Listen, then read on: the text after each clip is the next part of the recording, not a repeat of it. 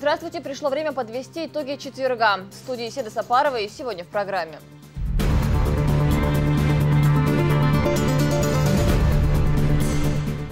Экономические перспективы и возможности страны. Особо обращаю внимание, сейчас ни в коем случае нельзя прекращать создание комфортной среды для малого и среднего бизнеса. Владимир Путин провел семинар-совещание с главами регионов. Новые правила сдачи ЕГЭ в 2015 году. Уже проводится работа по оснащению всех пунктов проведения экзаменов системой видеонаблюдения. Что ждет выпускников грядущим летом? Гоночные трассы мирового уровня. Наблюдать за высокими скоростями люди смогут не только с зрительских трибун. В Грозном продолжается строительство автодрома.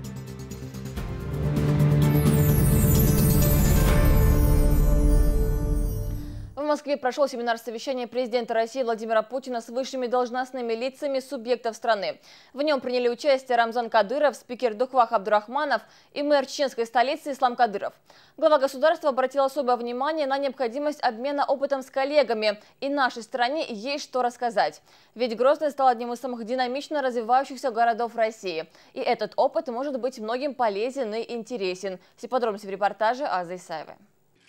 Семинар-совещание с высшими должностными лицами региона страны, председателями Заксобрания субъектов и мэрами крупных городов прошел в обучающем формате. Присутствовали здесь и глава Чечни Рамзан Кадыров, спикер парламента Республики Духвах Абдурахманов, а также мэр Грозного Ислам Кадыров. Выступая с обращением, Владимир Путин отметил, что именно от умения собравшихся здесь людей грамотно управлять своим регионом зависит будущее нашей страны. Каждый из вас обладает широкими полномочиями и, если говорить прямо, считает себя хозяином на своей земле в хорошем смысле этого слова, не выхолащивая демократическое содержание.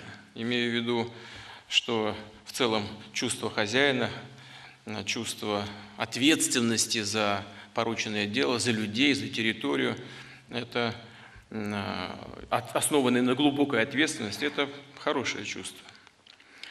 Повторяю, если они основаны на понимании, что от успешного развития конкретного региона, города зависит будущее всей нашей страны. И очень важно, когда, несмотря на высокий пост, у вас есть стремление приобретать новые знания, управленческие навыки, учиться друг у друга, обмениваться положительным опытом. Зрелость современного лидера состоит в готовности постоянно совершенствоваться, овладевать передовыми технологиями управления, в умении выстраивать эффективные отношения и с жителями региона, и с коллективами, и с институтами гражданского общества. Комментируя план действий в условиях экономического кризиса, Путин заявил, что стране нужно укрепить свой финансовый суверенитет. Экономика России не должна по-прежнему зависеть от внешних факторов, подчеркнул президент, но она остается частью мировой экономики. Глава государства выразил уверенность, что совместными усилиями федерального центра и регионов нам удастся преодолеть кризис. При этом, по словам Путина, новые вызовы современности не отменяют социальных обязательств государства. А особое внимание он призвал уделять не всегда оправданному росту цен. Прошу вас постоянно отслеживать здесь ситуацию, чтобы принимать своевременные меры. Мы знаем с вами хорошо о росте цен, и далеко не всегда ссылки на то, что происходит во внешней среде и у нас в экономике, обосновывают тот рост, который мы наблюдаем. Здесь нельзя никому позволять спекулировать на каких-то проблемах. Да, они есть, но часто рост цен и эти проблемы несопоставимы друг с другом. И мы с вами это прекрасно понимаем. О необходимости регулирования ценовой политики в Чеченской Республике заявляли и раньше. На прошлой неделе Рамзан Кадыров поручил создать антикризисную комиссию, а также разработать меры по развитию сельского хозяйства и импортозамещению. Затрагивая этот вопрос на сегодняшнем семинаре, Путин отметил, что в каждом субъекте должны сформировать свои планы. Предельно конкретные и прозрачные. Никаких абстрактных рассуждений, никакого популизма, подчеркнул президент. Он также потребовал принять меры для развития малого и среднего бизнеса и избавиться от ненужной опеки со стороны разных контролеров. Нужно отодвинуть, пригасить все противоречия и конфликты. И прекратить спор, кто главнее. Главнее люди. Главнее нас с вами люди, ради которых мы работаем. И этому должно быть все посвящено. Особо обращаю внимание, сейчас ни в коем случае нельзя прекращать создание комфортной среды для малого и среднего бизнеса. Правовая база на федеральном уровне, задающая новые стандарты делового климата, в целом сформирована. Подчеркну, что из небольших, но перспективных проектов часто складываются солидные инвестиционные проекты и солидный потенциал всей страны. Между тем, в Чеченской Республике с прошлого года действует программа поддержки предпринимателей, которая реализуется профильным комитетом. Она предполагает оказание инфраструктурной поддержки. Это создание офисных, производственных и агробизнес-инкубаторов. В регионе также функционирует горячая линия для обращения предпринимателей. Кроме того, им предоставляются налоговые льготы. Первый год они платят только 20% от стоимости арендной платы. Во второй год 30% и в третий год 50%. То есть это хорошая поддержка для тех предпринимателей, которые не имеют своих офисов. Данная программа предусматривает финансовую поддержку. Это выдача грантов для начинающих предпринимателей. Кроме того, сегодня в республике существует гарантийный фонд и микрофинансовые центры. В ходе своего выступления глава государства сформулировал еще одно требование к региональным руководителям. Многое, по его словам, зависит от их инициативы. Качество настоящего лидера заключается не в том, чтобы единолично руководить всем, давлеть над всеми, а в умении слушать коллег и доверять им, воспринимать их предложения и, что называется, делегировать часть своих полномочий. Конечно, при постоянном внимательном контроле за тем, что делается, как делается и за результатами работы. Эти качества приобретают сегодня особую ценность. Ваш личный пример заинтересованного, ответственного отношения к делу – важнейшая составляющая эффективности управления. Путин говорил сегодня и о разграничении полномочий между региональной и местной властью, главная цель которого – повышение качества жизни населения. Президент напомнил, что от экономической стабильности регионов зависит в целом ситуация по стране. Поэтому на местах нужно заняться конкретными делами, отбросив в сторону интриги, споры и разговоры о чем-то главенстве. Глава государства отметил, что прошедший год стал временем подлинного сплочения граждан нашей страны. А в конце своего выступления он поручил основательно подготовиться в регионах к празднованию 70-летия Победы в Великой Отечественной войне. По окончанию встречи, комментируя это событие в приложении Instagram, Рамзан Кадыров отметил, что Владимир Владимирович еще раз доказал, что никакими санкциями не удастся заставить Россию выполнять чью-то волю и отказаться от статуса мировой державы. В Чечне не только не снизят темпы экономического и социального развития, а сделают все, чтобы они были сохранены и ускорены, подытожил глава республики. Аза Исаева, Джамал Хаджалиев, новости.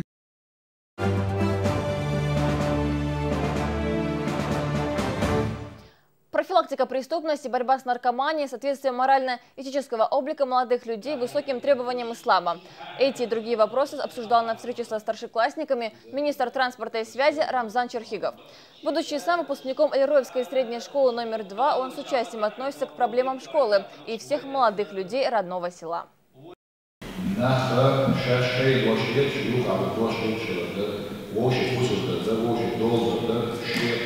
شكير هذول مخشوا شان مخشوا ويخا مخشوا وصل بدل شاطر وصل دوخابو ودنا أنا نو مخشوا دوخابس مخشوا وصل دوشة إنسا أقرش عبورز بوسن دوخ مخشوا بوش وهو أدمشوا مخشوا وهو دوخ دزل ويزيد وهو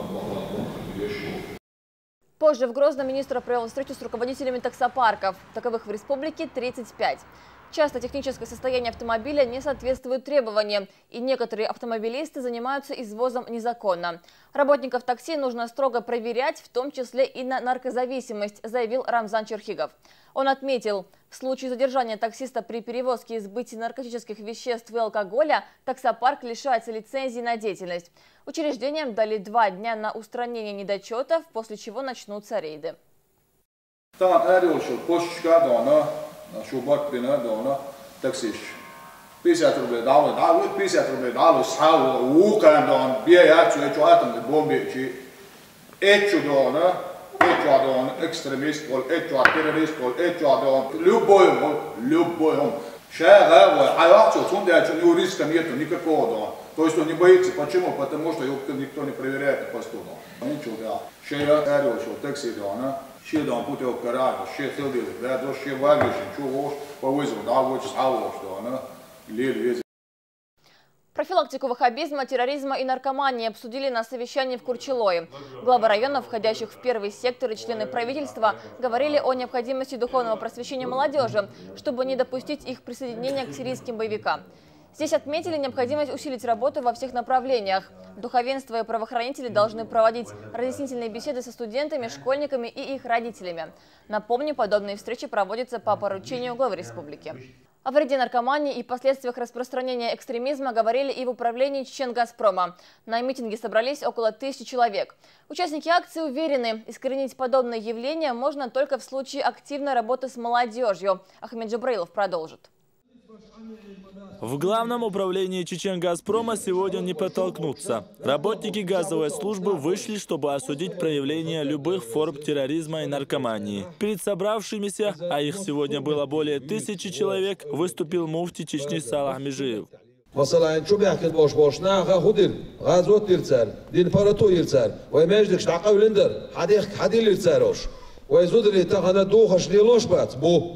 حبوتر دوغش مليل دي بوخ بتشعوشا شينتيها شديو زولسان مصو شدي بوشتو شو منصار مثل قويشود اقا دين парато يلشو осна даштек питан гултах. По словам богословов, искоренить негативные явления в обществе можно лишь на основе духовно-нравственного воспитания. Причем начинать работать с детьми в этом русле необходимо с раннего возраста. ويكجير خواشنا قاستن بقيشان دقيتش تارنا شيء شوحة شيء دوزلا موخي وبيز شش موخ لربل بيز دوزلا إيمان موخ قي وبيز تان خورد تندلا قزا حقول بلش دقبرش بقينا أخبر الحمد لله دال خاستن بق تقيتر واسطة إذا بوصل الدنيا بق طولا بقوين. Терроризм и наркомания взаимосвязаны, уверены здесь, хотя бы в том, что оба эти явления приносят смерть и страдания.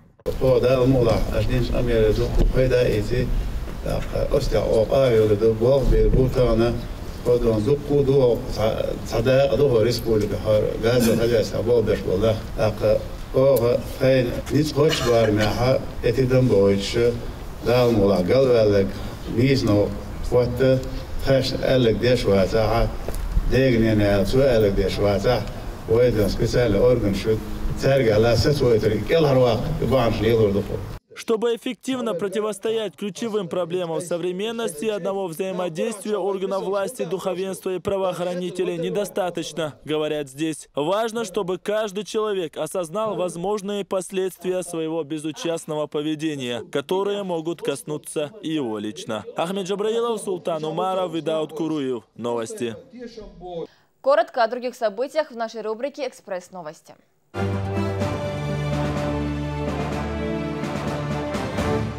Муфти республики провел встречу с работниками отделения Пенсионного фонда России по Чеченской республике. Салах Межиев отметил, что за все хорошее и плохое, содеянное в этой жизни, придется ответить перед Всевышним в день суда. В свою очередь, Мохмед Эми Ахмадов призвал участников встречи помогать властям в профилактике наркомании и антиисламского влияния. Каждый житель Чечни обязан быть полезен в данном направлении работы, отметил он.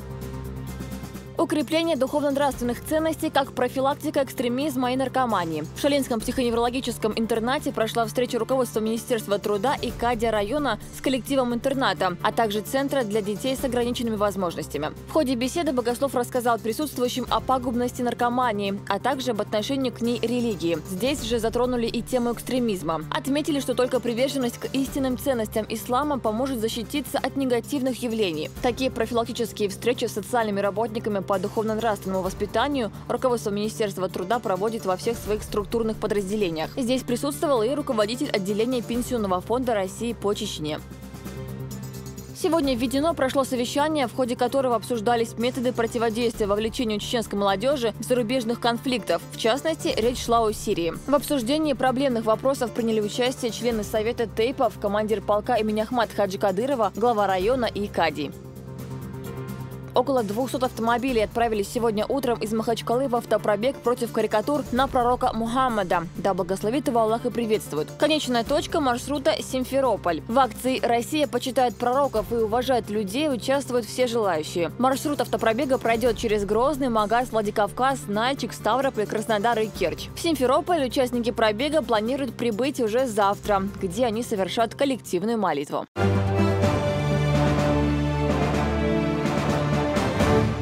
В В Совете экономической и общественной безопасности прошло первое в этом году заседание оперативного штаба по обеспечению безопасности дорожного движения.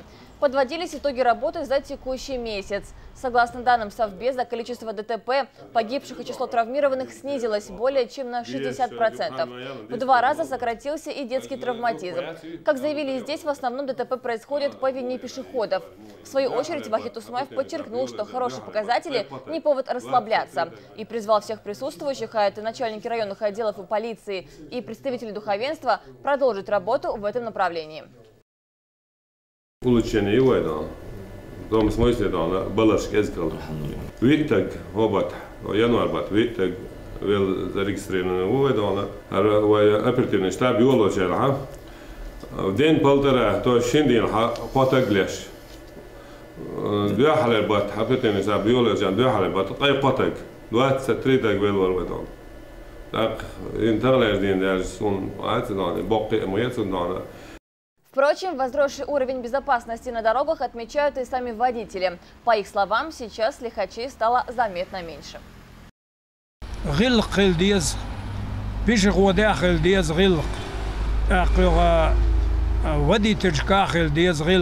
Снижение смертность, аварийность на дорогах очень радует всех, не то что меня, и всех радует, кто связан с транспортом. Водители во многих случаях стали уважать друг друга.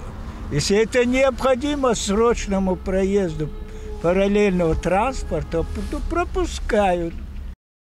Никакая хитрость уже не спасет от заслуженных баллов. В этом году за проведением единого госэкзамена будут следить на уровне федерального центра с помощью видеокамер. Чтобы получить доступ к экзамену, с этого года необходимо написать еще и сочинение. К чему же готовиться школьникам, разбирала Динара Мурадова. У желающих сдать единый государственный экзамен в этом году осталось 2 дня. Полный список экзаменуемых должен быть утвержден до 1 февраля. По предварительным данным, их будет не меньше 17 тысяч человек. Сотрудники Минобразования усиленно работают над техническим оснащением аудитории. Работы предстоит немало, поскольку теперь во всех пунктах сдачи ЕГЭ установят видеонаблюдение федерального значения. Уже проводится работа по оснащению всех пунктов проведения экзаменов системой видеонаблюдения, сигнал из которого будет выведен в режиме онлайн в ситуационный центр Рособорнадзора. Вот эта практика впервые была опробована в нашей республике, теперь ее на вооружение взял Рособорнадзор. У нас идет проработка данного вопроса с Ростелекомом.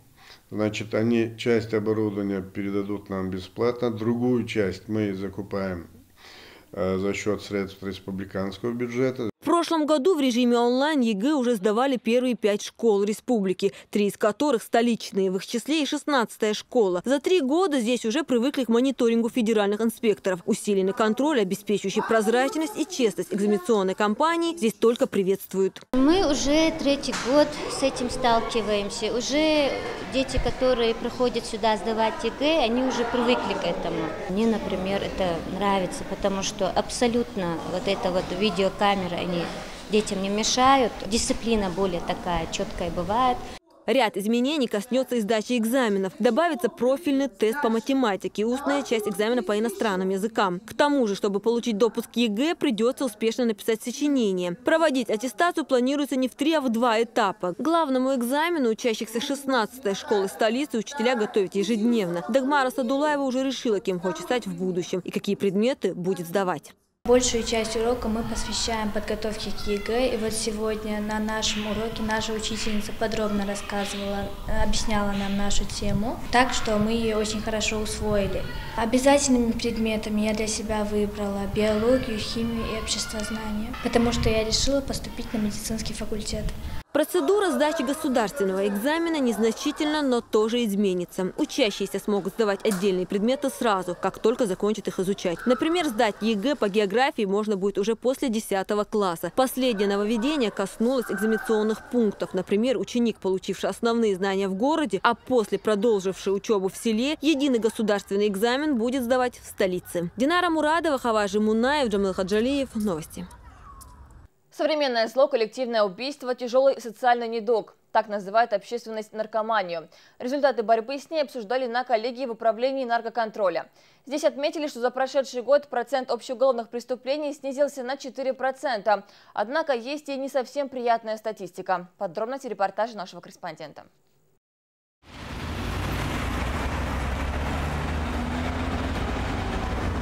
Это тот самый случай, когда собака лучший друг человека. Она найдет то, что не увидеть и вооруженным глазом. Тщательно спрятанный героин, марихуану или дизоморфин кинологи обнаруживают за считанные секунды. С их помощью в этом году наркополицейским удалось пресечь ввоз сильнодействующих наркотиков. На коллегии в управлении наркоконтроля отметили, в 2014 году в сфере незаконного оборота наркотиков зафиксирован рост преступлений почти на 12%. Однако по общеуголовным преступлениям наблюдается снижение на 4%. От общего числа выявленных наркопреступлений на территории Чеченской Республики на долю выявленных сотрудниками наркоконтроля по тяжким и особо тяжким преступлениям приходится более 61%, по преступлениям, связанных со сбытом наркотиков, более 78%, по преступлениям легализации отмывания денежных средств, наркопритоны, преступления, связанные с контрабандой наркотиков, преступления, совершенные в составе групп лиц по предварительному сговору, ОПГ, все 100% приходятся на долю сотрудников управления. Положительные тенденции в борьбе с незаконным оборотом наркотиков сегодня прослеживаются вполне отчетливо. Так, например, практически полностью искоренена дизоморфиновая наркомания. Ее расцвет пришелся на 2009-2012 годы. За этот период этого пика у нас по линии наркоконтроля было 342 уголовных дела и привлечено к ответственности 494 человека с ликвидацией 52 притонов, которые на тот период находились на территории Чеченской Республики. С изъятием более 2 килограммов и 800 граммов дизоморфина. Сегодня мы можем констатировать, что в 2014 году изъято всего лишь 5,2 грамма дизоморфина по 9 фактам. Наркополиция сегодня не только борется с преступностью, но и проводит профилактику. Так, в прошлом году ФСКН организовала 437 различных встреч и семинаров. Что-нибудь запрещенное есть? Нет. А вы же сказали, что у вас ничего нет. Как показывает практика, чаще всего преступников задерживают с поличным. Они отрицают свою вину и до последнего не признаются в содеянном. Лишь вещественные доказательства и показания свидетелей приводят в чувство тех, кто занимается сбытом наркотических веществ. Левтина Бонадыкова, Мурат Альбукаев, Абубакар Абазов. Новости.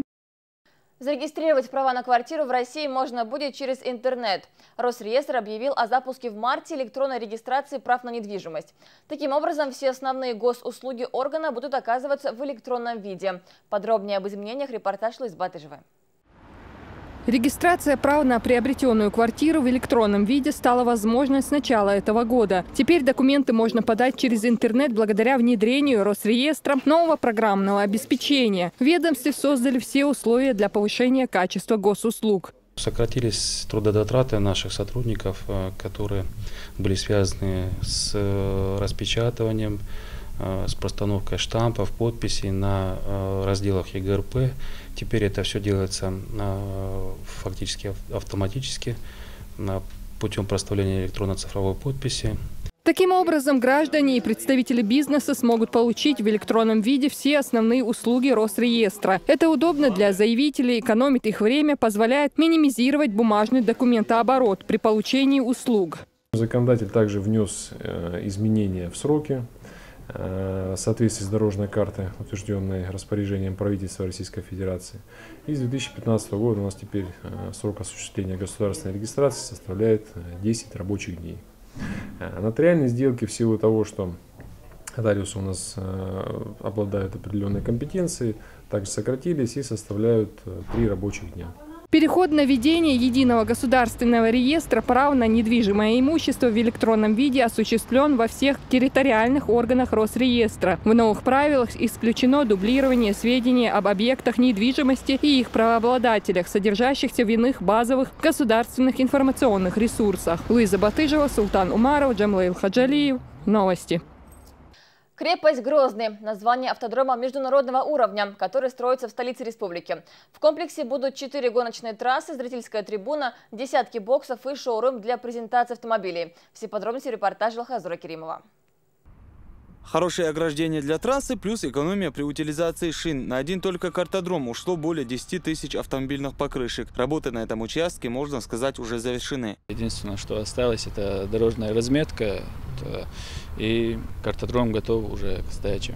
Кроме того, на участке более 50 гектаров вместится еще 4 трассы. Среди них автокросс, дорога для кольцевых и парных гонок в 3845 метров. Пожалуй, самое интересное будет полоса сафари с искусственными препятствиями для внедорожников и мотоциклов. Крепость Грозный, такое название дали первому чеченскому автодрому, не имеет аналогов на Северном Кавказе. Это питбилдинг на 24 бокса. В питбилдинге будут располагаться команды, которые приехали на соревнования. Преимущество нашего автодрома состоит в том, что кроме гоночных трасс на территории автодрома будут располагаться школа автомобильного мастерства и пункт контраварийной подготовки. Помимо современных трасс на автодроме будет трибуна для зрителей на 1200 мест, 24 бокса с возможностью расширения и шоурум для выставки авто. Раньше здесь располагался нефтеперерабатывающий завод. Это создало значительные проблемы в ходе строительства. Сложно стоит, пока бетон сюда, бетон, галюр, экскаватор, шланг,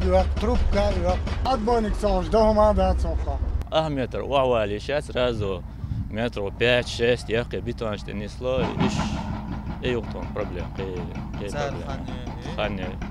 Остатки прошлого строительства также нашли свое применение. Отхода практически нет. Все уходит на создание 2 искусственных холмов для зрителей. Так что наблюдать за высокими скоростями люди смогут не только с зрительских трибун. Несмотря на сложности, большая часть территории уже готова под специальное асфальтное покрытие. Однако работы остается немало. Автодром должен соответствовать международным стандартам. Аккуратно подвешь, бал. Гор, метр, отметка есть, высота, не все есть. Судейский пост еще где-то 18 постов еще именно по этой трассе, да. Что отдельно дадешь, тут работы по строительству Грозненского автодрома начались весной прошлого года. Сегодня здесь задействовано до 80 единиц техники. Уже в этом году крепость Грозный сможет принять своих первых посетителей. Алхазур Керимов, Мусим Типаев, Абубакар Абазов. Новости. На этом все. Я желаю вам удачи и до встречи на телеканале Грозный.